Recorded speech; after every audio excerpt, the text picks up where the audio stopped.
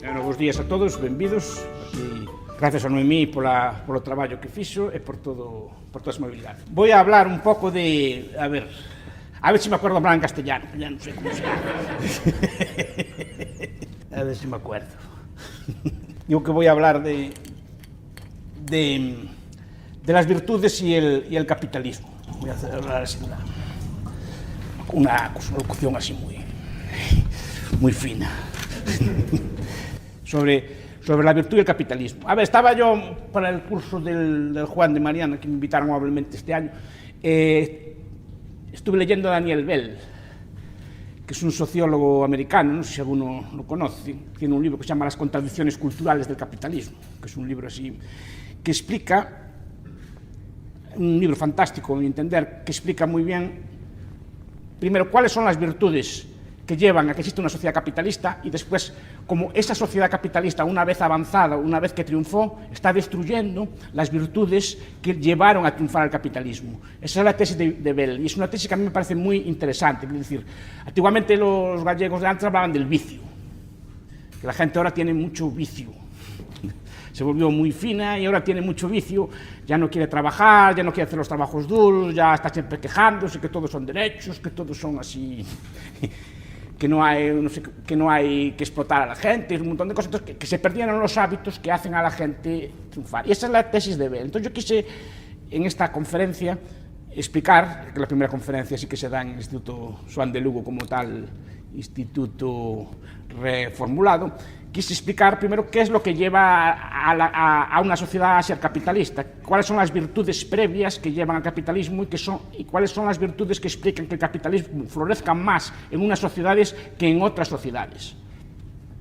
El capitalismo, la sociedad capitalista está compuesta de tres elementos, básicamente, ¿no? Es decir, que es por un lado, la existencia de capitales, dos elementos, mejor dicho, la existencia de capitales, o sea, de ahorros, de bienes que no son consumidos directamente, sino que se ahorran para ser consumidos en el futuro o para ser consumidos de otra forma. Son parte del consumo, por ejemplo, o millo da semente, o sea, el millo de la siembra. Es decir, se apartaba parte del maíz, no se consumía en el momento y servía para producir más maíz en el futuro. Es un ejemplo de capital primitivo. Pero después cualquier tipo de herramienta, cualquier tipo de máquina requería un proceso de producción temporal, necesitaba un ahorro, necesitaba de una serie de productos que alimentaran al productor de la pala, después del arado, después del tractor, después de lo que venga después. Necesitas un ahorro previo para financiar eso.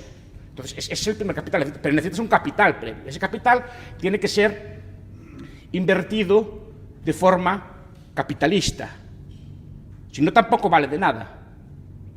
Ese capital ahorrado, si lo gastamos, por ejemplo, en ir a la playa, se consume, pasamos muy bien unos días, pero después no produce más. Ese capital tiene que ser invertido, y para ser invertido requiere de un conjunto de instituciones, que son lo que llamamos el sistema capitalista. Requiere de un sistema bancario, por ejemplo, requiere de un sistema de seguros, requiere de una bolsa de valores. Mises, cuando hablaba del sistema capitalista, decía, ¿qué caracteriza un sistema capitalista de uno socialista? ¿Cuál es la diferencia esencial? Es que haya un mercado de valores, esto es, que se puedan comprar y vender empresas en el mercado. Ese conjunto de instituciones es muy sofisticado y es lo que desarrolla el capitalismo, porque el ahorro en sí no dice nada. Lo que necesita es ese ahorro ser correctamente invertido de tal forma que se oriente en cada momento a la mejor de las posibilidades productivas existentes. Y para eso necesitamos de tipos de interés que nos digan, el capital es abundante o es escaso. Un tipo de interés bajo nos dice, no hay capital, señor. Perdón, un tipo de interés bajo nos dice, el capital es abundante, es el momento de comprar un tractor, es el momento de comprar un pisón para el ayuntamiento, o una pala, ¿no?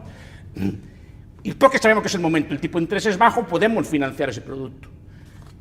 Podemos comprar un camión, podemos comprar un robot, podemos comprar una nave industrial, podemos comprar un nuevo terreno. ¿Cómo lo sabemos? El tipo de interés es bajo, es el momento de poder comprar. A su vez, el tipo de interés alto, señores, no hay capital en estos momentos disponible. Por tanto, es el momento de no invertir y solo se invierten aquellos sectores productivos, en aquellas actividades industriales que batan o sobrepasan ese tipo de interés. O sea, tiene que restringirse el crédito, el capital, el ahorro a las cosas que dan un beneficio mayor. Ese es el sistema capitalista, que es un sistema muy complejo Y es un sistema histórico. Se construye en Europa, sobre todo en Italia, en el siglo XV, que se empieza ya a racionalizar ese tipo de sistemas con la contabilidad de doble entrada. Después empiezan a aparecer los sistemas bancarios más o menos modernos, después fueron prostituidos e intervenidos por los gobiernos. Se crea todo el sistema de los seguros, se crea todos los sistemas actuariales, se crean las cámaras de compensación, las cámaras de todo tipo de instituciones que permiten los mercados de divisas, después fueron evolucionando, etcétera, y que construyen lo que llamamos el sistema capitalista. Pero el sistema capitalista necesita unos capitales previos para poder funcionar. Eso combinado, esto es, los ahorros con el sistema capitalista, es lo que deriva en la llamada sociedad de libre mercado, la que llevó a la revolución industrial, la que llevó a la riqueza y al progreso a cada vez mayor parte del mundo. Pero antes de que exista el sistema capitalista, que es lo que normalmente estudiamos en este tipo de cursos, es decir, todas las instituciones que componen esto, normalmente los austriacos estamos discutiendo sobre la banca, o sea, el 100%, si tiene que haber liquidez, que tiene que haber letras reales, cosas por esto, como tiene que estar organizado el sistema bancario, como tiene que estar organizado el sistema de los seguros, cómo debe regularse pues, la emisión de moneda, etcétera, todo este tipo de cosas. Y lo que debatimos en estos foros. Pero rara vez, por lo menos en los austriacos modernos, los antiguos sí, se centran en el sistema de valores que lleva a que existan capitales para poder invertir después. Y esto es lo que quería yo tocar hoy, y que es lo que explica Bell. Es decir, la sociedad capitalista se funda en una serie de sociedades que tenían una serie de valores, y no todas las sociedades lo tienen, y a día de hoy no todas las sociedades lo tienen. Además, los valores, igual que se tienen, se pierden. Y esta es la tesis de Bell. Las sociedades ricas, opulentas, generan una serie de hábitos de consumo, una serie de hábitos de conducta que pueden llevar potencialmente a la destrucción del sistema que los hizo ricos a ellos. Por tanto, el capitalismo no es una cuestión solo de bolsas, valores, mercados, divisas, cosas por el estilo, es una cuestión de valores, ideas, principios. Eso es lo que básicamente explica el sistema capitalista. Repito, sin el sistema tampoco funciona de nada. Pueden ustedes trabajar como burros, ahorrar como burros, pero si el sistema no les permite invertirlos bien, asignar bien esos ahorros, van a seguir siendo pobres. Pero sin ese ahorro previo, por mucho sistema que haya, no va a haber capitalismo tampoco. Es decir, una sociedad llena de bolsas, valores y cosas por el estilo, todo tipo de cámaras de compensación, cámaras de liquidez, cosas por el estilo, sin gente que ahorre parte de lo que gana, o empresas que ahorren parte de lo que ganen, no va a existir. Es más, puede darse el caso inverso, que cuanto más ricos seamos, ese capital se vaya destruyendo y las sociedades, aun contando con sofisticadísimos sistemas, sean cada vez más pobres, sean cada vez menos prósperas. Entonces, hablar de valores normalmente es una cosa conservadora. Yo soy un conservador, soy un libertario conservador, soy un paleo conservador, derecha vieja, no soy de derecha moderna, así de esta que hay ahora, de la gente fina, de la derecha de Madrid y estas cosas que hay por ahí. Capitalismo social y innovación, entre cosas así. No, yo soy más bien de valores viejos. Entonces, estudiando esto, pues empecé a descubrir una serie de clásicos, sobre todo victorianos. La sociedad victoriana es la que crea el capitalismo moderno, la que financia la revolución industrial. Entonces descubrí unos autores. Estos valores están muy presentes, por ejemplo, en las novelas, en John Galsworthy, en la saga de Forsyth, está en Elizabeth Gaskell, en Norte y Sur y sus novelas. Pero está, por ejemplo, un viejo victoriano que nadie conoce, y eso que está traducido hace mucho tiempo, que se llama Samuel Smiles. Curiosamente, tiene una serie de libros que se llama Ahorro, Vida y Carácter, Vida de los Grandes Industriales, por ejemplo, ¿no? Ayúdate, es decir, que explica de una forma simple cómo prosperar. Y básicamente lo que explica él es una serie de hábitos de conducta, son principios, son valores que los gallegos o los castellanos de antes tenían y que ahora se perdieron. Como saben ustedes, el yerno de Karl Marx escribió un libro, Paul Lafargue, un comunista francés de origen cubano, escribió un libro que se llama El derecho a la pereza, que influyó muy negativamente a muchas generaciones de socialistas, porque decía que el socialismo iba a ser no trabajar, básicamente, y todas estas ideas que defiende la gente moderna, de rentas básicas y pagas así para todo el mundo, y así pues vienen de ese principio socialista de que el trabajo es un mal, es un castigo, y hay que evitar esas cosas y tiene que darnos una paga. Zapatero, Pablo Iglesias, tiene que darnos una paga, mantenernos a todos. Y él decía que no era así. Paul Lafargue decía que había 7 razas malditas en la Tierra, supongo que lo saben, ¿no? Había 7 razas malditas en la Tierra que les gustaba trabajar. Decía los pomeranios en Alemania, los escoceses, los auvernios, los chinos, no me acuerdo de otro, y los gallegos. Decía allí, los gallegos son unas 7 razas malditas de la Tierra que les gusta trabajar. Pero como Galicia está españolizándose. Y no solo se españoliza en el sentido cultural. España tiene muchas cosas buenas. Los pueblos españoles tienen muchas cosas buenas. Se españoliza, creo que en las cosas, que creo que es un tópico también, pero las cosas tópicas de los españoles. No se españoliza en la realidad, sino que se españoliza en el tópico.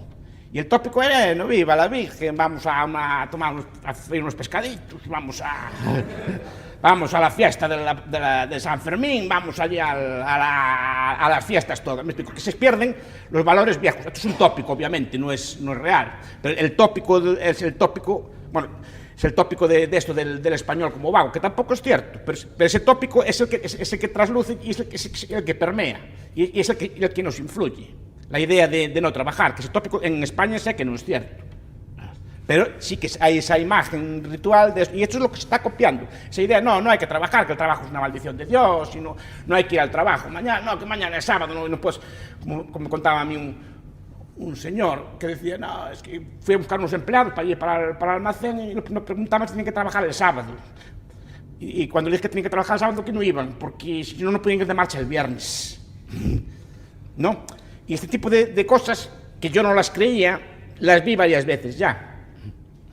Las vi varias veces ya en gente joven. Así te digo, eso, ¿de qué deriva esa falta de actitud del trabajo cuando los gallegos de antes, yo recuerdo pues, a mis abuelos o los amigos de mis abuelos trabajando los domingos por la mañana y tal, así todo el día levantando, decían, las vacas comen todos los días, decían así, no había descanso y era todo el día trabajar, y consideraban una vagancia estar así ocioso, incluso los sábados por la tarde iban allí a acabar el campo, es decir, no había descanso, a lo mejor el domingo por la tarde descansaban un poco, pero es decir, ese tipo de vida que fue lo que llevó a Galicia, en general a España, en general a los pueblos de Europa adelante, se está perdiendo, y se pierde precisamente por un exceso de opulencia. Entonces, es máis, incide, y esto, repito, que este tipo de libros ya no se inciden en valores, en principios que se están perdiendo.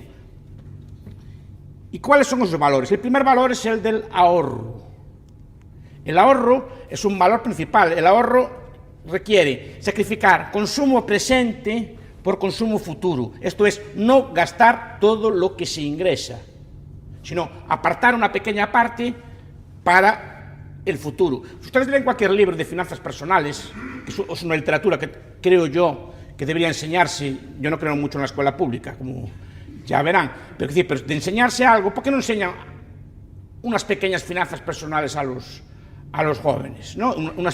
No finanzas de empresa, no finanzas corporativas, sino pequeñas finanzas personales. Llevar tus cuentas personales al día, de no gastar más de lo que ingresas, etc. Entonces, si leen cualquier tratadito de los que hay abundantes, muy buenos, el de Kiyosaki, por ejemplo, de Padre Rico, Padre Pobre, que es un libro que a mí me gusta mucho, por ejemplo, o cualquier libro de este estilo, ven, o el hombre más rico de Babilonia, de Clashing, que es otro libro muy interesante, dicen que la clave de la riqueza, la clave de la prosperidad es, si ganas 100, aparta siempre 10 para el futuro, y gasta 90, pero siempre acostúmbrate a vivir un 10% por debajo de lo que ganas, como mínimo. Si ustedes ven los hábitos de ahorro de la Tierra, ve que los países que más crecen del mundo son varios de los que más ahorran. El chino ahorra, de promedio, empezando en Hong Kong, en Macao, en Singapur, todos estos pueblos chinos que son prósperos, ahorra el 50% de lo que gana de promedio. Pues nada, ¿cómo crecen? ¿Cómo desarrollan? No desarrollan por algo, porque son pueblos muy duros en el trabajo, los chinos eran una de las 7 razas malditas también, y muy ahorradores, son muy frugales, se acostumbran siempre a vivir por debajo de lo que ganan. Entonces, digo, el primer hábito es el ahorro, pero esa capacidad de ahorro tampoco nace porque sí, necesita de una serie de factores. Primero, la propiedad privada. Nadie va a ahorrar por un objetivo común, sobre todo porque entonces sí que habría una tendencia al free rider, como dicen así también los politólogos así más exquisitos, o los economistas más exquisitos. Porque si no, la gente, ahorrando para el común, no tiene ningún incentivo porque no puede controlar cuál va a ser el uso de ese trabajo. La propiedad privada, si leen los tratados clásicos de Pipes, por ejemplo, que es un libro fantástico, Propiedad y Libertad, que es un libro absolutamente fantástico, Propiedad y Libertad, que explica perfectamente por qué aparece la propiedad, cuál es la función de la propiedad y cuáles son las virtudes de la propiedad, o ni siquiera en el de Guy Sorman, por qué la propiedad, por ejemplo, que es un libro que explica muy bien esa función de la propiedad. La propiedad básicamente evita conflictos y sobre todo hace a uno dependiente de sí mismo. Sabe que la propiedad, nadie te va a ayudar si te va mal. Si tu campo se deteriora y no está cuidado, tu maíz no crece, tus animales están flacos, es tu problema y tienes que cuidar de ellos. Te autorresponsabilizas, no le echas la culpa a un ente colectivo. Si la sociedad, la comunidad, el Estado, algo así de este estilo, no, que es el que cuida, no. O cuidas tú de tú mismo, nadie va a cuidar de ti. Y es una función principal porque lleva a que cada uno, nosotros saquemos lo mejor de nosotros mismos. Y entre esas virtudes está, si no ahorro y no preveo, el año que viene no tengo para comer. Si yo no guardo una parte de la cosecha para pasar el invierno, me voy a morir de hambre yo, mis animales y mi familia. Entonces yo tengo que aprender a ahorrar, a calcular y a prevenir. Y estos son algunos de los rasgos básicos del capitalismo, que están en esencia. Es decir, llegas en esa pequeña cosa de ahorrar parte de la cosecha, calcular cuánto te va a hacer falta para el año que viene, ver qué mermas vas a tener, qué amortizaciones puedes tener, etcétera, hacer un cálculo de futuro y hacer una previsión. Normalmente las previsiones se hacían a la baja, no podías prever siempre la mejor de los escenarios, sino el peor de los escenarios, y después si tenías un excedente sí que lo podías reinvertir. O sea, era un cálculo empresarial simple, pero que te llevaba a prever el futuro, a ahorrar y a cuidar de ti mismo, a cuidar de tus utensilios, a ahorrar para mejorar tu maquinaria, porque se ahorra en maquinaria, se ahorran mejores animales, en mejores ganados, en lo que fuera, revertía en ti y en tu familia. Y esa es la mejor forma de ahorrar, pero no puede haber un ahorro serio si no hay la institución de la propiedad privada. Pero el ahorro además requiere de una serie de valores o requiere de una serie de virtudes. La primera de ellas es el autocontrol. El autocontrol. Y es una virtud que enseñaban básicamente todas las morales, buena parte de las morales, no todas son iguales al respecto, pero todas las morales o todas las éticas, sean laicas o religiosas, intentaban imbuir algún tipo de autocontrol en las personas, es decir, la capacidad de autorrestringir nuestro propio cuerpo, es decir, de domesticar nuestros instintos en aras de algún tipo de fin superior. Freud dijo, no es que me guste mucho Freud, pero Freud lo dijo una vez, la civilización es represión, y represión de los instintos, básicamente el instinto sexual, el instinto de tánatos, el instinto de muerte y el instinto sexual. Y todas las civilizaciones, todas las culturas intentaron de alguna forma reprimir esos instintos, que ahora se desliberaron, entre otras cosas por culpa de la escuela de Frankfurt y la revolución de Marcuse o de Wilhelm Reich, todos los filósofos de esa escuela que decían, no, liberemos los instintos, vivamos la vida, carpe diem, disfrutemos, no, todo es una represión de la Iglesia, hay que liberarse. A ver, un libertario ahí no tiene nada que decir. Cada uno lleva su vida y no está bien ni está mal. Pero cuidado, las ideas tienen consecuencias. Las cosas que se hacen están muy bien, muy libre, que haya cada uno responsabilice de lo que hace, pero determinadas ideas tienen consecuencias y es bueno que se sepa también. Entonces, te digo, toda la civilización era una civilización de autocontrol. Todas las religiones siempre tienen unos mandamientos, unos códigos éticos que consisten básicamente en reprimir de alguna forma los instintos. Y nosotros estamos aquí básicamente porque nuestros padres o nuestros abuelos en general reprimieron sus instintos. Nuestros padres gastaran el dinero con queridas, lo gastarán por ahí en juegos, lo gastarán por ahí en alcohol o en cosas por el estilo, que a lo mejor les apetecía, ¿saben? Pues a lo mejor no habrían ustedes estudiado, no estarían ustedes igual de bien criados, no estarían igual de bien educados, no estarían igual de cosas, porque a lo mejor les apetecía, ¿saben? Pero alguien les enseñó, no, mira, quieto, no sé qué te apetece irte de farra y cerrar una barra americana. A lo mejor les apetecía. Pero decía, ¿qué? Si hago eso, mis hijos no van a tener para comer. Si hago esto, no voy a tener casa propia. Si hago esto, no puedo comprar una máquina nueva, no puedo invertir en educación, no puedo invertir en otras cosas. Y es bastante más divertido pues, ir a una barra americana o ir, podría ser, para que le guste, pero la gente dice que es muy divertido. Gente que va a esos sitios. Si no, no iría. O en alcohol, o en fiestas, o en juegos, o en lo que fuera. Es más divertido, pero sacrificaron, por lo menos en buena parte, sus instintos por un bien futuro, por un ahorro futuro. O sea, había una ética social de autocontrol, de represión del instinto. Y esa represión del instinto, que repito que es moral, yo no sé cómo es el ser humano natural, yo creo que el ser humano natural no es así, esto es una cosa que se educa, que se influye, si quieren, como dirían los hayekianos, es algo evolutivo, que se fue creando una moral, una civilización, una cultura que lleva a reprimir en cierta forma los instintos y a reprimir los caprichos, pero no solo es en los grandes gastos, es privarse de una cerveza. Son pequeñas cosas, por ejemplo, si ustedes fuman, tienen el paquete 20, si en vez de fumar la cajetilla entera guardan 2, cada 10 días ahorran 4 euros. Y al cabo del año ahorran 200 euros. Y en 2 años ahorran 2.000 euros. Y los ponen en 3 compuestos, les rinde mucho. Solo con ahorrar 2 cigarrillos. Pero requiere del sacrificio de fumar 2 cigarrillos menos. No dejar de fumar. Saber restringirse, decir, no, ahora no lo voy a fumar, lo voy a guardar aquí en una caja. O no voy a tomar una cerveza, no voy a tomar la segunda cerveza. Y ese dinero a la hucha. Requería de un sacrificio. Si ese sacrificio es capaz de hacerlo de forma ordenada, organizada y no gastando todo lo que tienes, no comiendo todo lo que tienes, eso lleva a un autocontrol, a una dinámica. De ahí que, por ejemplo, las religiones, las educaciones antiguas eran muy severas. Antiguamente, pues, muchos son jóvenes, ¿se acuerdan? Antes se educaban, los colegios así, religiosos, se educaban a ducharse en agua fría, aunque hubiera agua caliente. ¿Por qué? Es decir, para aguantar, porque domar el cuerpo. Es decir, si no hay agua caliente, puedes pasar sin ella. Eres capaz de sacrificarte si vienen mal dadas y no hay una crisis, hay una guerra, eres capaz de adaptarte. Por ejemplo, todas las cosas de pulcritud que educaban también en los ejércitos, que educaban en las instituciones así, digamos, que educaban de forma rígida. Eso de ir afeitado, eso de ir pulcramente vestido, es decir, cosas que dicen, no, es una tontería. Sí, es una tontería, pero ¿qué te enseñaba aquello?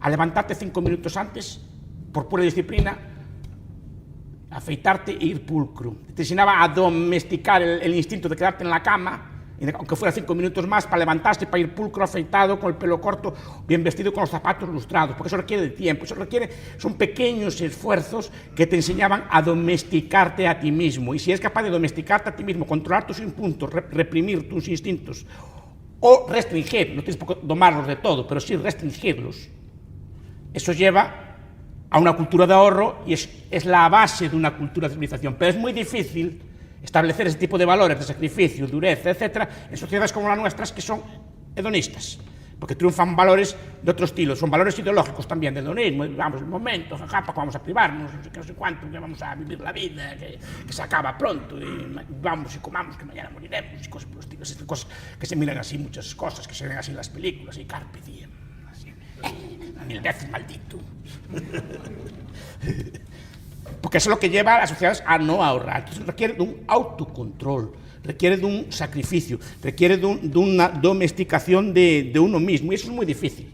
Pero repito, todas las éticas, las cristianas, las budistas, incluso muchas éticas laicas, inciden en ese aspecto de autocontrol. Pero la sociedad moderna no es una sociedad de autocontrol porque se pierde cualquier tipo de razón trascendente o cualquier tipo de razón para controlar o domesticar el cuerpo. El discurso actual es el contrario, de liberarse, disfrutar de la vida y no reprimir los instintos. Cuando la base, repito, del ahorro, la base de la civilización es el autocontrol. Implica también cierta autonomía mental, es decir, la idea de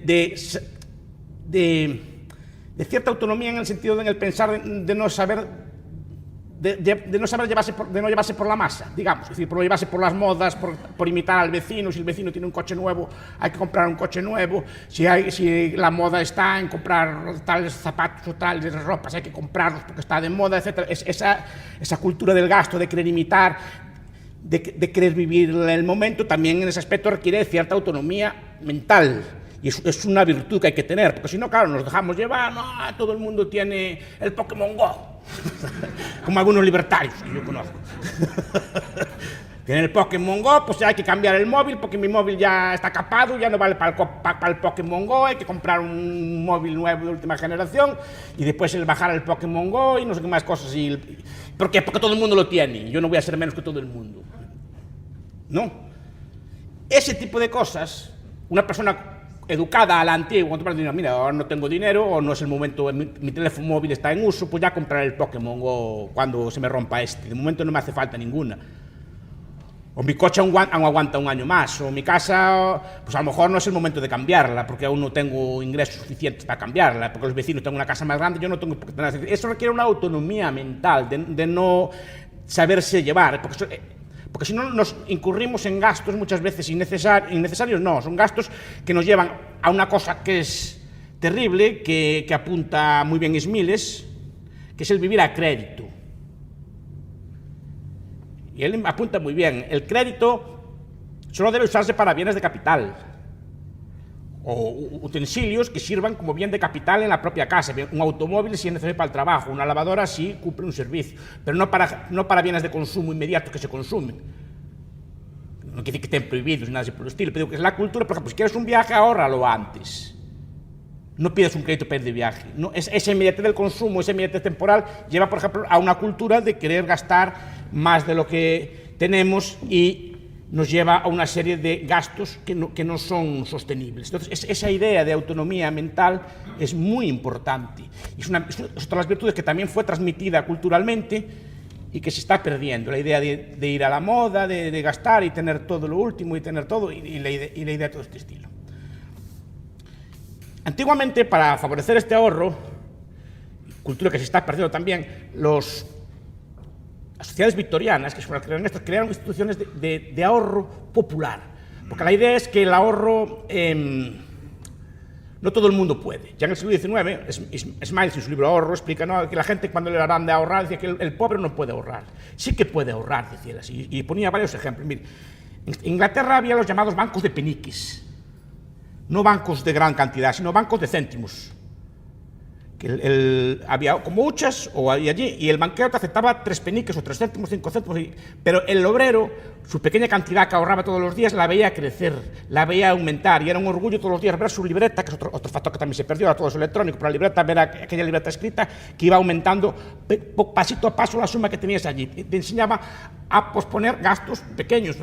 Calculaba allí cuánto es una cerveza al día. Una cerveza al día, pues son tantos euros al año. Consume la mitad de la cerveza. Entonces ya tienes una cantidad de tal. Iba explicando allí con interés compuesto cómo esa suma se iba capitalizando y cómo esa pequeña gasto en cervezas, por ejemplo, aseguraba un capital en un seguro de vida que, por ejemplo, evitaba que tu mujer y tus hijos quedaran en indigencia si tú morías, cosa que era muy frecuente en aquellos tiempos. Solo por el costo de una cerveza diaria podías asegurar una suma en una compañía de seguros que te podía garantizar a tu viuda, a tus hijos, o a tu viuda, a tus hijos, a tus descendientes, que quedaran protegidos de por vida solo con esa pequeña suma. Y te iba explicando, y si ese capital no se consume, cuánto sería una cerveza al día durante tantos años capitalizado. Y da una suma que casi garantizaba una pequeña jubilación, o garantizaba unos gastos médicos, o garantizaba una serie de cosas. Y te lo va explicando, y se puede ahorrar, sí que se puede ahorrar desde lo más bajo. Porque ahora, aún el otro día hubo un debate en el Parlamento Español que decían, no, es que el obrero no puede ahorrar. No puede ahorrar si lo gasta todo, claro. Porque el obrero actual está inmerso en una serie de gastos de consumo que los sociólogos dicen que está inducido socialmente. Yo creo que está inducido individualmente, porque los valores hay que tenerlos dentro. No, es que si el vecino tiene una moto nueva, yo tengo que tener otra. Si el otro tiene un móvil de última generación, yo tengo que tener uno. ¿Y por qué tiene que tener un móvil de última generación? ¿Por qué tiene que tener una moto nueva? ¿Por qué no puede aguantar con el antiguo? ¿Quién le manda? Es como que no puede ahorrar. No puede ahorrar si te metes en unas dinámicas de gasto, sobre todo unos gastos a crédito, una serie de cosas así que son los que te comen. Ustedes compren un coche con ahorro y compren el mismo coche a crédito y ve casi le sale el doble. Si lo compran el coche al contado, aparte que pueden negociar las ofertas, pueden comprarlo cuando está más barato, pueden comprar cuando quieran, ese coche, el mismo coche le sale a la mitad de precio que si lo compra usted a crédito. Ese tipo de cosas que forman parte de la cultura financiera tradicional se están perdiendo. Es una cultura totalmente perdida en ese aspecto, ¿no? Entonces, lo que hacían los victorianos era crear pequeñas instituciones. De ahí nace, por ejemplo, en España las cajas de ahorro, que era también una institución de ahorro popular. No era para grandes ahorradores, ni para grandes empresas, ni para grandes ricos. Era para pequeños ahorradores que iban allí con sus pesetas, con sus cosas allí. La vieja institución de la hucha, que tanto me gusta. No la de las pensiones, que eso no existe. La hucha de verdad, aquellos cerdos así gordos que me gustaban a mí, que se metían las monedas dentro. Y que eran inviolables, además, que no se podían romper. Eso era una buena institución. Entonces, porque enseñaba al niño a ahorrar sus cosas allí, y yo de pequeño, me acuerdo yo que fui criado con esa cultura, iba con mi cerdo allí los sábados por la mañana a la caja de ahorros a meter mis pesetas, que eran pocas, pero todas las pesetas que ahorraba iba todo orgulloso con mi libreta. Tenía allí 24 pesetas más cada semana, una cosa así. ¿No? Eso es lo que creaba la cultura. Y un niño, yo era un niño, no era rico, ni mucho menos, era un niño, tenía lo que me daban así, chucherías, me dejaban comprar chucherías, comprar la mitad de las chucherías. Capitalizaba. Sin saberlo aún, pero en una cultura tradicional que te iban educando en ese tipo de cosas. Eso se pierde. Se pierde también por falta de frugalidad. Ahora los bancos modernos a duras penas aceptan este tipo de cosas. Yo creo que a los bancos modernos no les gustan este tipo de pesetas, que vayan a ir los niños con las pesetas a echarlas allí. Y eso es un error muy grande, porque ese niño se lo ha ahorrado del futuro, ese niño ahora soy yo. Y si a mí de pequeño no me enseñaron a guardar las pesetas y los céntimos, ahora no guardaría lo poco que gano, pero ya gano más que pesetas y céntimos. No me acostumbraría a guardarlo y a invertirlo en fondos de inversión o en lo que se tercie. Pero es una cultura que se pierde, que había antes, que fue lo que nos hizo ricos. Porque ustedes cuando nacieron ya nacieron en hospitales, ya tuvieron todo tipo de ambulancias que los llevaron, o médicos que los cuidaron, tuvieron ya electricidad desde que nacieron, tuvieron un montón de cosas que sí.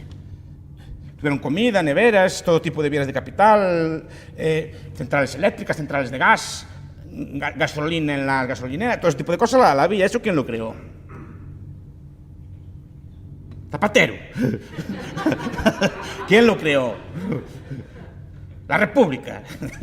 ¿Quién lo creó? Que la gente piensa que lo creó, muchas cosas las creó la República, o todo lo creó la República. Creó no, el ahorro acumulado de generaciones de gallegos, de españoles, o de lo que había antes, durante cientos de años, que fueron acumulando, y ese ahorro, si está bien invertido, se va acumulando. Es decir, nuestros padres o nuestros abuelos cuando mueren no queman las casas, las disfrutan ustedes, ¿no? Ni le echan sal a los campos cuando están viejos, para dejarlos, o cortan los árboles, ¿no? Al revés, es decir, les gusta dejar un legado a las generaciones futuras, y sobre ese legado construyen ustedes. Otro factor es la frugalidad. Hay una cosa que nunca me canso de decir, pero que pocas veces se manifiesta. La gente cuando le hablaba a Noemí, por ejemplo, cuando lo conocí, así que se enfadaba mucho conmigo, y muchos jóvenes que yo hablo con ellos por mi trabajo, me decían, identifican capitalismo con consumismo. Entonces, cuando piensan en capitalismo, ¿en qué piensan? Pues un señor con un yate, con una gorra así de capitán, ¿no? Piensan en un Maserati biturbo, piensan así en una discoteca Gabbana, una discoteca así fina, ¿no? Llena de gente allí muy elegante y así, o Gabbano, o Bantes, o nombres así de estos que son en latín, o así de estos, ¿no? Que son así, de discoteca fina. Pues piensan así en muchos lujos, en muchas cosas así de viajes a Bali, ¿no? El capitalismo no es eso, el capitalismo es todo lo contrario. Esos son los hijos de los capitalistas, el capitalista no es así.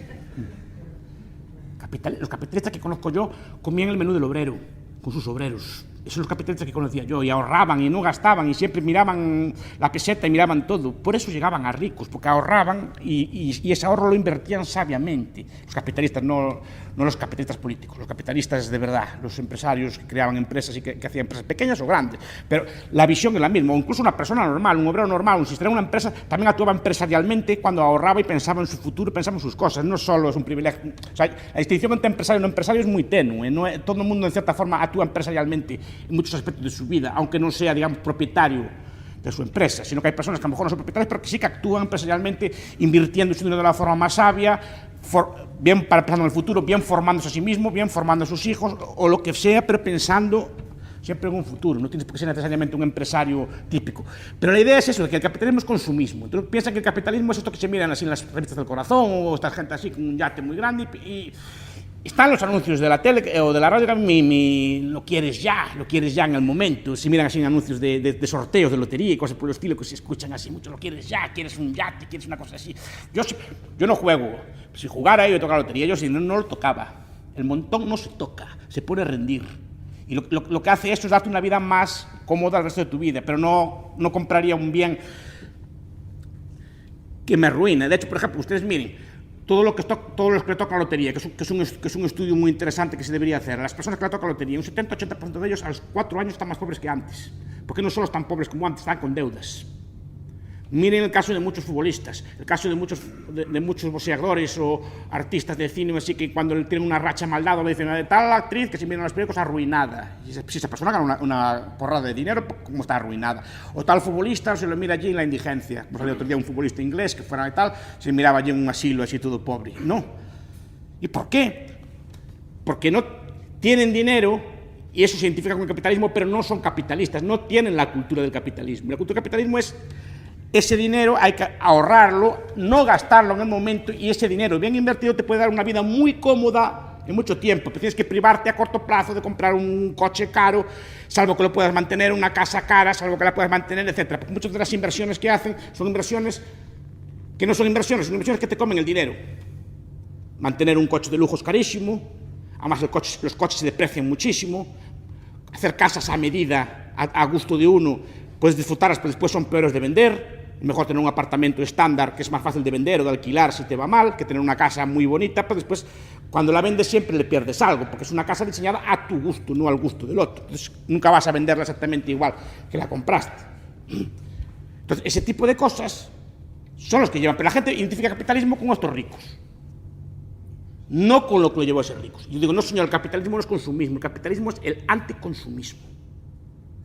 Es privarse siempre de parte de lo que ganas, no gastar todo lo que ganas, gastar solo una parte de lo que ganas y privarte de cosas que podrías tener ahora, pero sabes que te pueden ser dañinas o costosas en el futuro.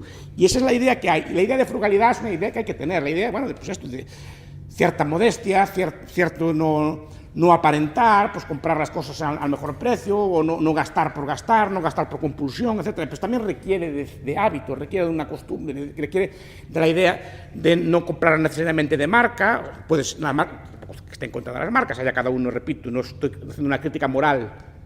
Cada persona es libre de llevar la vida que quiera, y esto no es un juicio moral, pero llevar la vida que quieres implica también responsabilizarte de las decisiones que haces después. Si tú gastas el dinero en marcas, después no puedes quejarte de que estás pobre.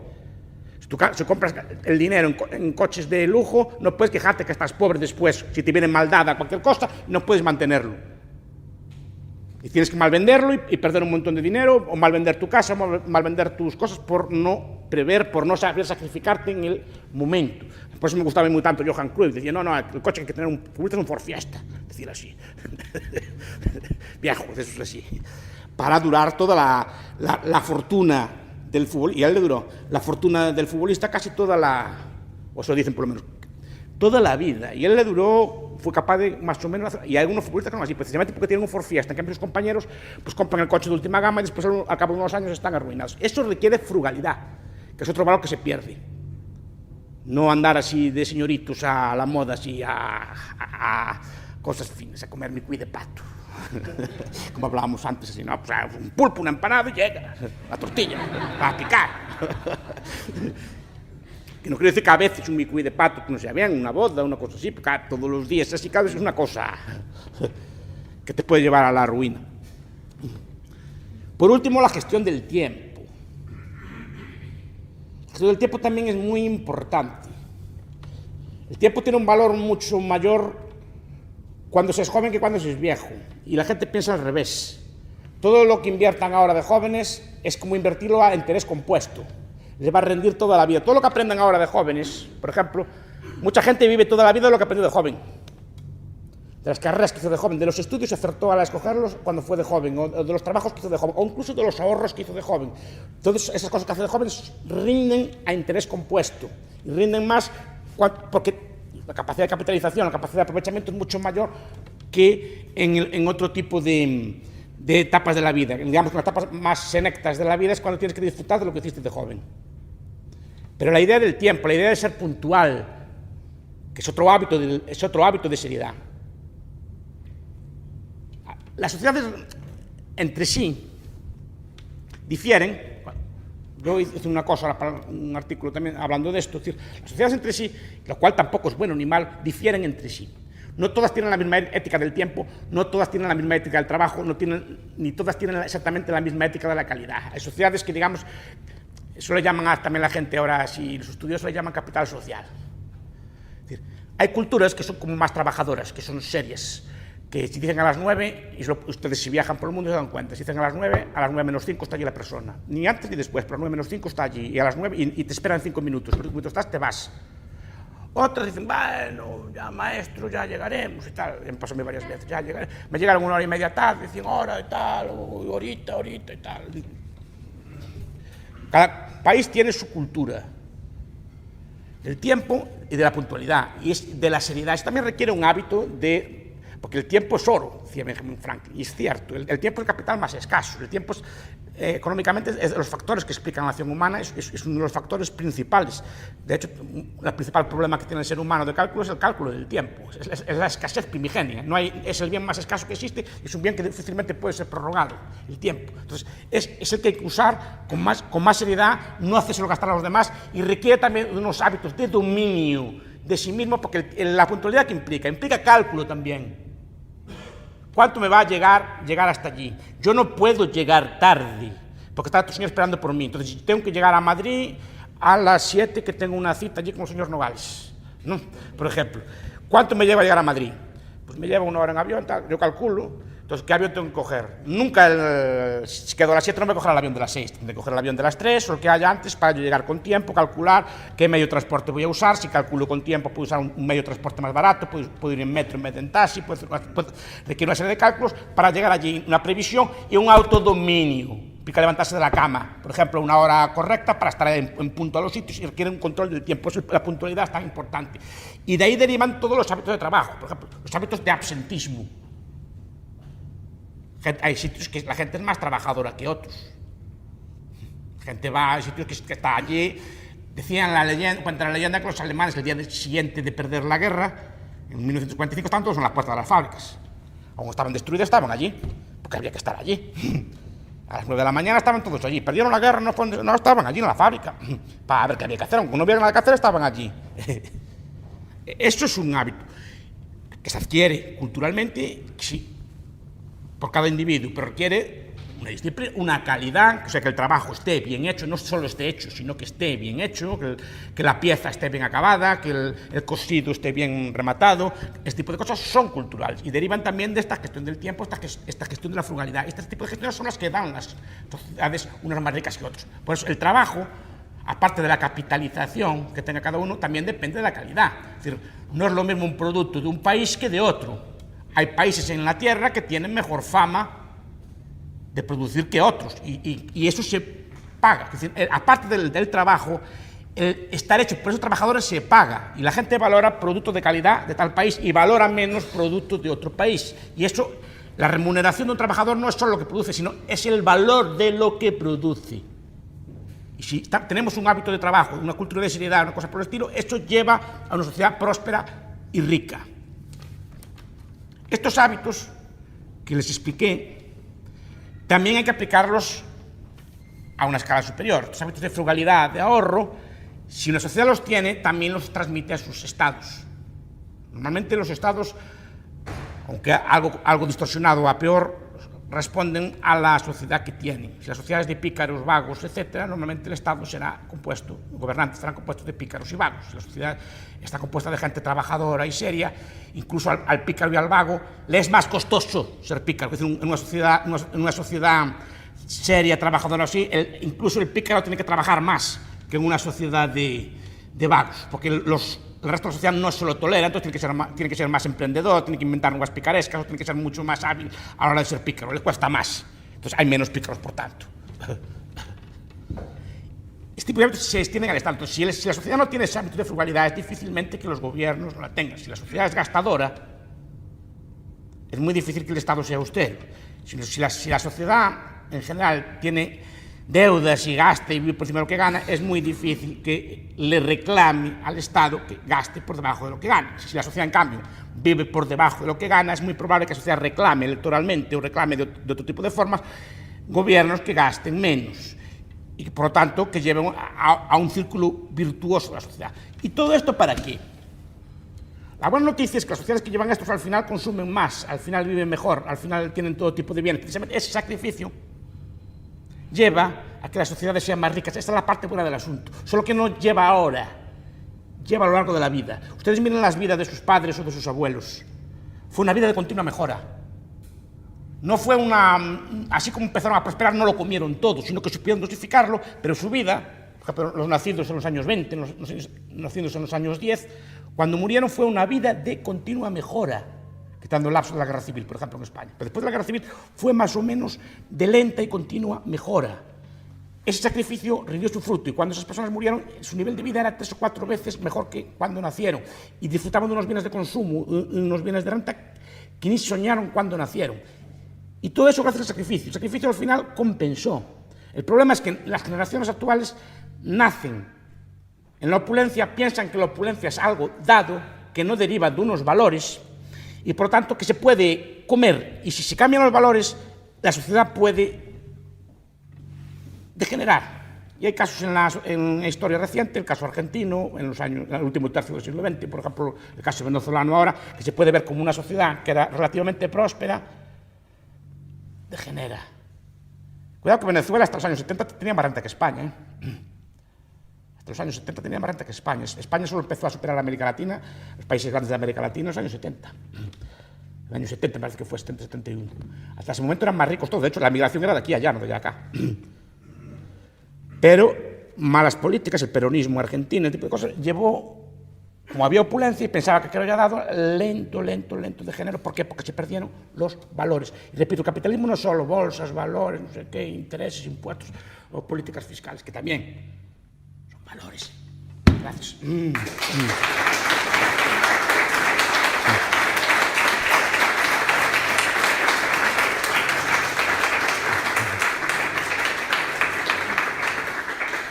Pues estaría muy agradecido si me hacen preguntas o si quieren discutir conmigo.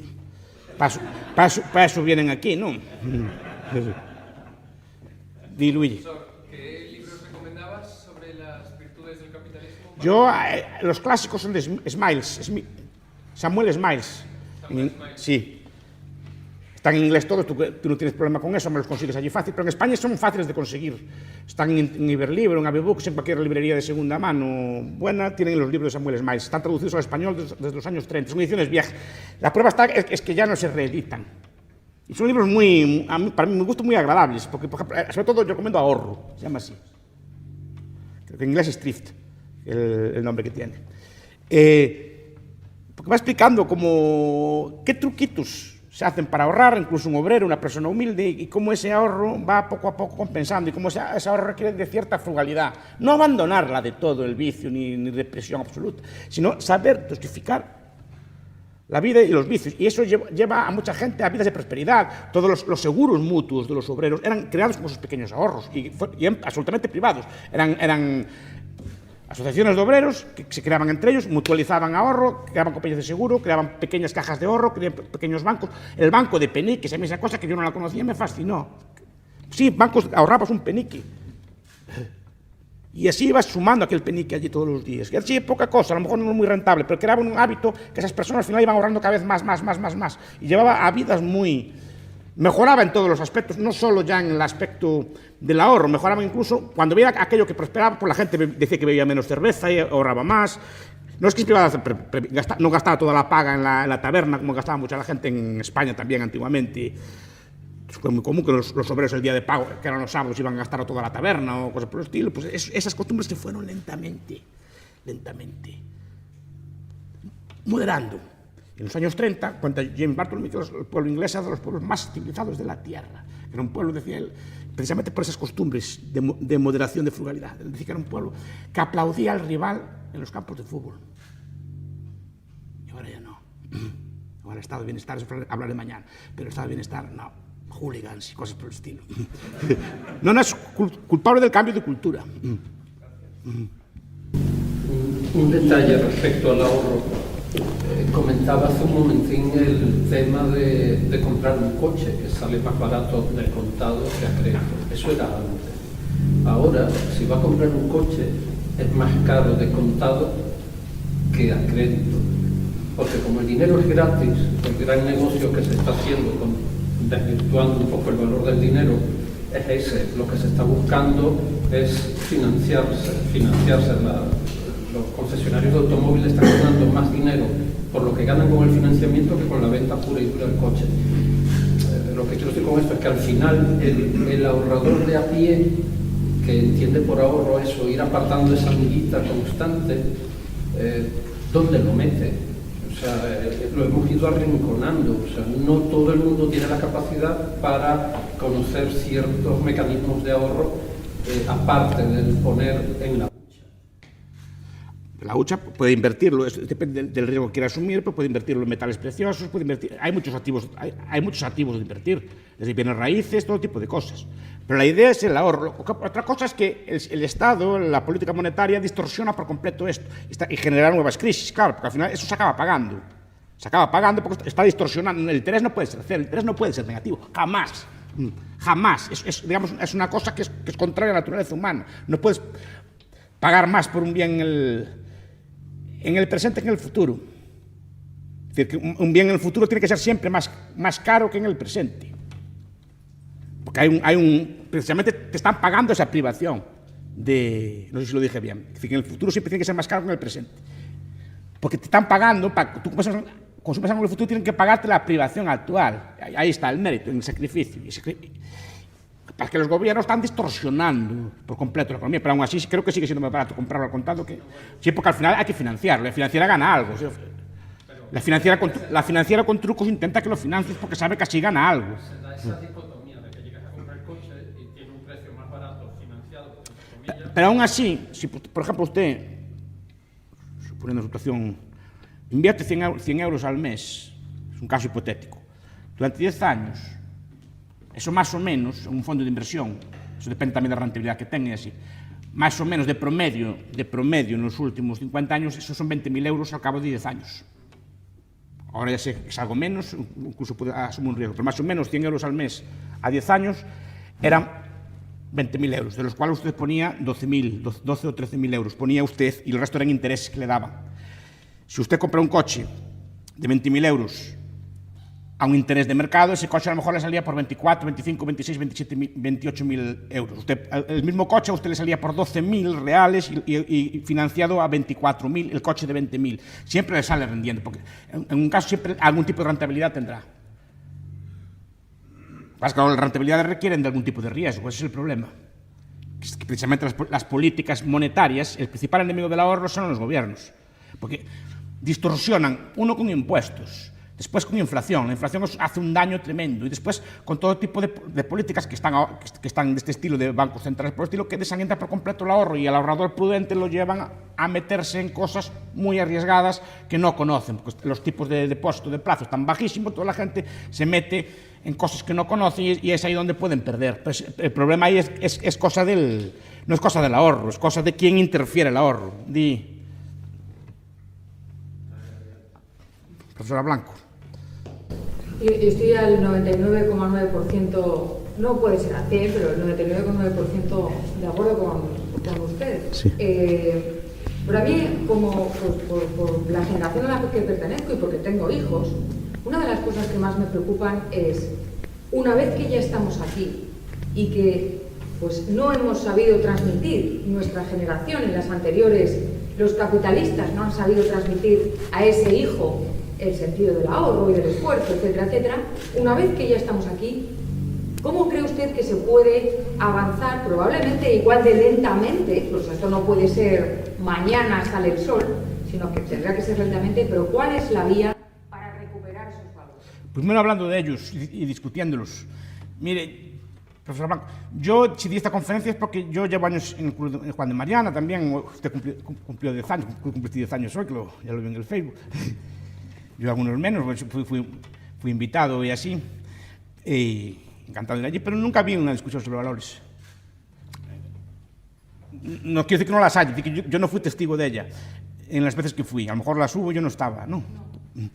¿En qué sentido? Que siempre discutimos allí el 100% o no el 100%, o discutimos así de cosas nuestras, ¿no? No sé qué, si el recursos, que si teoría de la banca, teoría de la ciudad. Estamos discutiendo cosas de...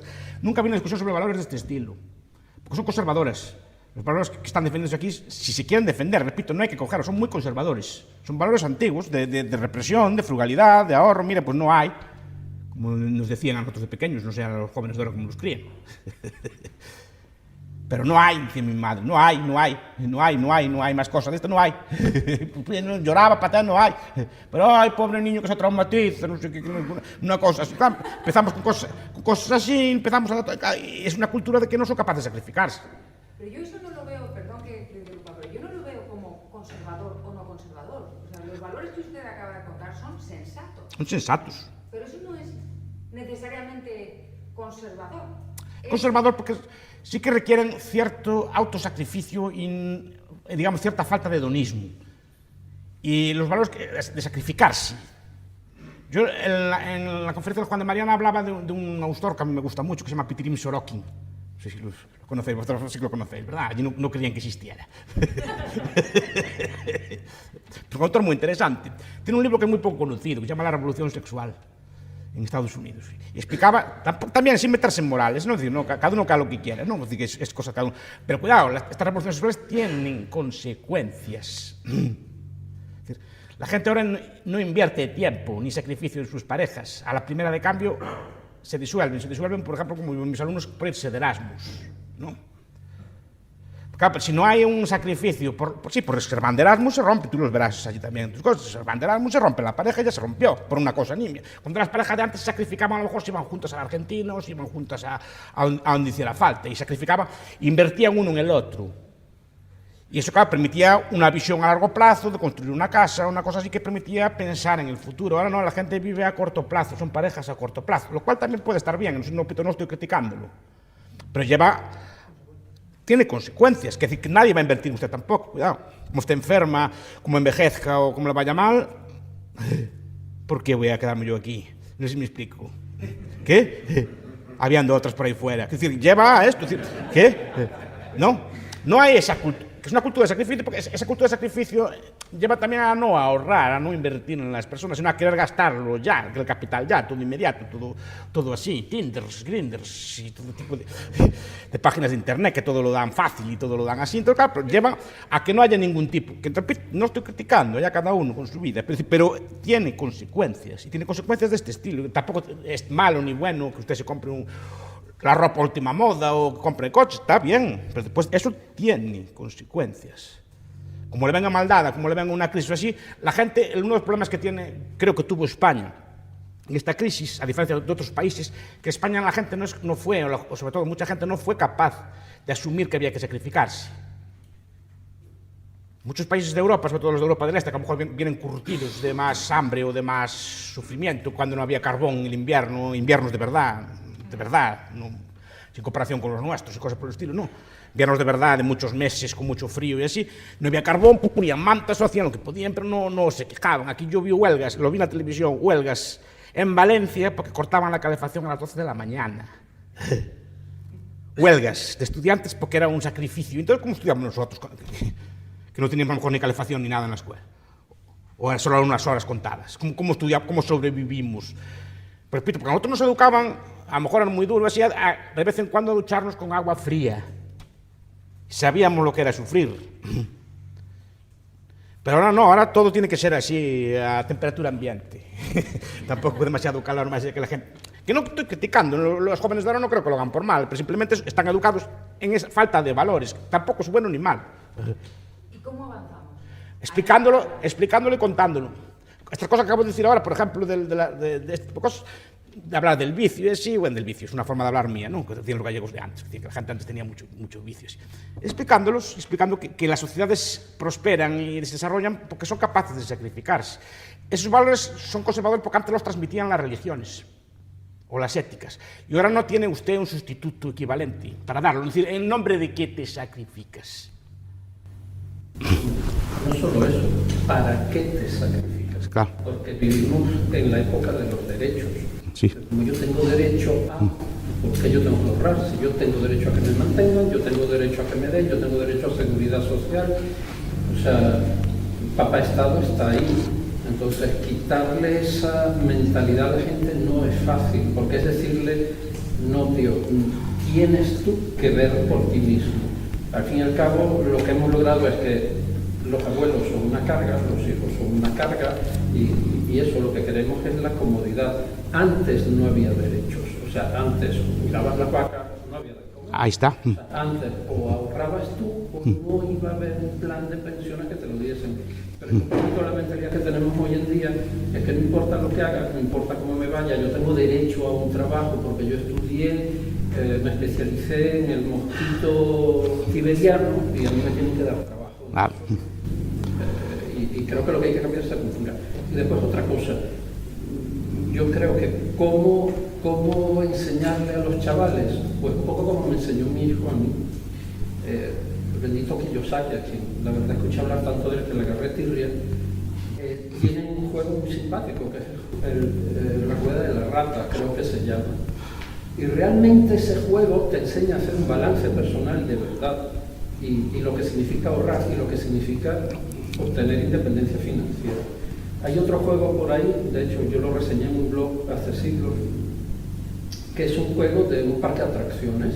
Entonces los niños tienen que gerenciar ese juego y ellos deciden si, una de las anécdotas que contaba esta señora que descubrió el juego es que ellos, por ejemplo, si sale la tarjeta de que llueve en el parque de atracciones, el chaval le dice, no, pon un puesto de venta de paraguas, porque la gente no trae paraguas y ahí ganas dinero.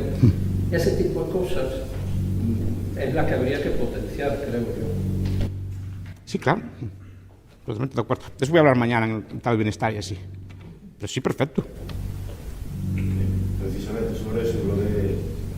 Eso no es una... El estado de bienestar invierte, le dice a la gente que invierte, yo voy a ocuparme de tus pensiones, de la salud, de la educación. Y de la vivienda. Que son los elementos esenciales, o los más importantes, para prever el futuro. Sí. Entonces lo que te dejan es, tú lo que te puedes ocupar, de lo que te puedes encargar, de lo que puedes ser más libre, ¿de qué es? Del consumo. Sí. Es decir, lo natural es, según está el bienestar, que tú tiendas a tener un punto de vista hedonista, porque lo único que tienes decisión completa es lo que puedes consumir. Eso no es una intención buscada y directa. Yo creo que es una intención buscada y directa del Estado, no una consecuencia indeseada, porque si tienes una población infantilizada y una población dependiente, tienes una población fácil de controlar. Sí. Y por eso creo que los valores, no me quiero meter en esto, pero los valores que enseñan la educación no son precisamente favorables a lo que estoy diciendo yo. En la educación, digamos, los currículos oficiales, creo que no hay nada de finanzas personales, sabe más por que yo, pero creo que no hay nada de finanzas personales, ni siquiera se discuten ese tipo de valores. Creo que se consideran valores carcas, conservadores o cosas por el estilo, y por eso yo los defiendo. Preguntaba al profesor Blanco, pues hay que explicarlos y defenderlos, porque el capitalismo no es una cuestión económica, es una cuestión de valores. Y creo que muchas veces los debates que damos, los damos con cifras, que si el PIB, que si comparamos a Cuba con Argentina, con tal, y con el PIB subió, bajó la tasa de desigualdad y cosas por el estilo. Eso no, creo que es una trampa. La cuestión son valores, y los valores llevan al otro. Pero valores interiorizados. Y si no los explicamos y no empezamos a discutir nosotros, no sé quién nos va a explicar. Señora Armada. Yo creo, profesor, que te faltó un valor. Me faltaron muchos, pero quise circunscribirme al tiempo de la conferencia. ¿Sí? Uno yo creo que bastante importante. No sé si es un valor o el resultado de todos los valores que tú expresas dan lugar a un valor más importante, que es ser confiable. Es decir, si os acordáis, reputación. Los que sois de aldea o los que no sois de aldea, yo creo que la economía tradicional se mantenía gracias a la confianza. Tú ibas a una feria y muchas veces las vacas no se pagaban al momento. Se cerraban con un choque de manos y la vaca se pagaría cuando se pagaría, pero se pagaba. En las tiendas que pudiera haber, con más suministro, menos suministro, lo de fiar era muy habitual y se pagaba siempre. Y sobre todo en las cooperativas de crédito, benditas cooperativas de crédito, aquellas tradicionales, rurales y tal, que se dejaba el dinero y eran todo pactos de confianza. La gente se desvivía por devolver dinero, lo devolvía siempre. Me extraña que hubiera las tasas de morosidad que tienen hoy en día los bancos, hasta creo que no sé ni si existiría, y la gente cumplía los pactos. Prácticamente no se firmaban papeles, pero la gente devolvía el dinero cuando podía, se mataba, se recortaba. Si un mes podía devolver 10, devolvía 10, pero si al siguiente podía devolver 25, iba a la cooperativa y devolvía los 25, y en 2 o 3 años habían devuelto el dinero.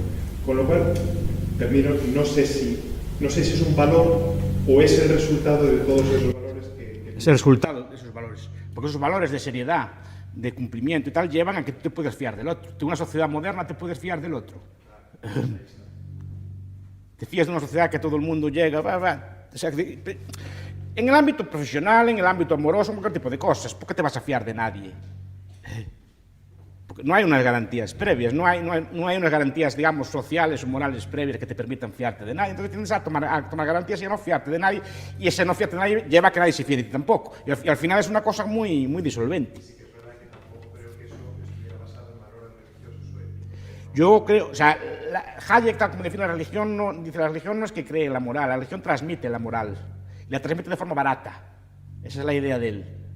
O sea, los principios morales que están aquí explicados, las religiones lo transmitían de forma simple, con unos mandamientos, con unos códigos, una cosa así, que eran catecismos y cosas por el estilo, que otros decían así, y digamos que tenían un origen trascendente, entonces no se discutían. Entonces tú lo aprendías, que había que ser bueno, no había que robar, no había que fraudar, y ibas aprendiendo aquellas costumbres que eran morales. Hoy día faltan ese tipo de referentes trascendentes, o el eco que tienen se va perdiendo con el tiempo, porque no tienes unos valores sustitutos. Entonces, esos hábitos de frugalidad, como decías antes, no tienen una... ¿Por qué? ¿Por qué vas a hacerlo? O sea, te decía, porque Dios quiere que seáis así. Tal. Bueno, también o será cierto o no será cierto. Eso ya es cuestión de cada uno. Pero la gente lo hacía. Y ahora no, ¿qué valores le das? ¿Por qué? Si le dice el profesor Blanco a su hija, pues no, tienes que hacer tal cosa. ¿Y por qué? ¿No? ¿Cómo se lo explicas? Así le haces una explicación a un cálculo de interés a largo plazo. Le dices tú, claro.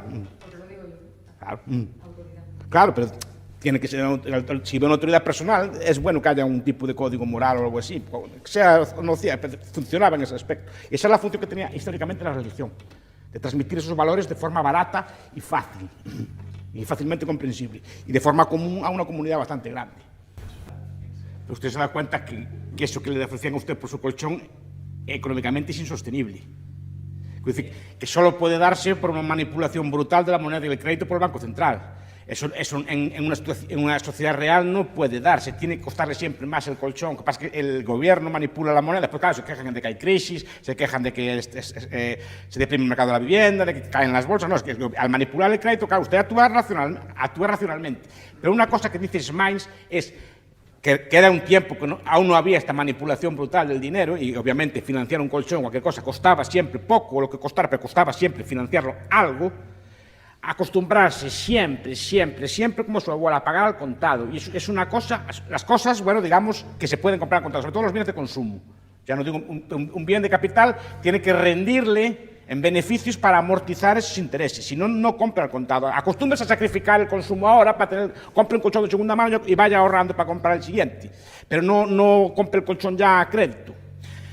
Eso se pasa ahora y por eso está distorsionando todo, y estas políticas monetarias, este tipo de cosas distorsionan por completo el ahorro, porque efectivamente, ¿para qué va a ahorrar usted a día de hoy?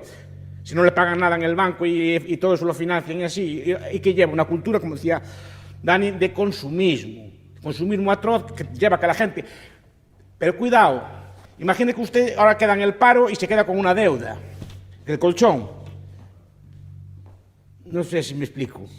Ahí ya tiene un problema a futuro. Pero si yo ya tenía pero a lo mejor ya lo que haría usted normalmente, pues a lo mejor gastarlo en otra cosa o invertirlo y claro, pues por eso, que lleva a malas cabezas. Eso es el problema, es eso, que se endeuda usted por cosas de consumo, como pasó a mucha gente, créditos baratos, cosas por el estilo, compraron casas a lo mejor el 30 o 40% más caras de lo que podrían pagar, pensando que aquello iba a durar siempre, queda uno de los dos de la pareja en el paro y ¡plum! Se derrumba, porque además la gente tiene la costumbre de endeudarse hasta el tope del tope, hasta cero. Me explico, si puedo pagar 1.000 euros al mes, me endeudo por 1.000 euros al mes. Y no tengo en cuenta que puede pasar una desgracia en la casa, que puede tener una enfermedad, que puede quedar mi mujer en el paro, puede quedar yo en el paro, entonces ¿qué pasa? Putuplum. Tiene que comprar el piso de acuerdo con la mitad o lo que sea de lo que puede pagar, no con todo lo que puede pagar. Pero eso no es causa del ahorro. Lo que pasa es que las políticas monetarias distorsionan por completo el ahorro. Hacen un daño terrible y eso es uno de los problemas que podemos hablar mañana. Pues muchas gracias.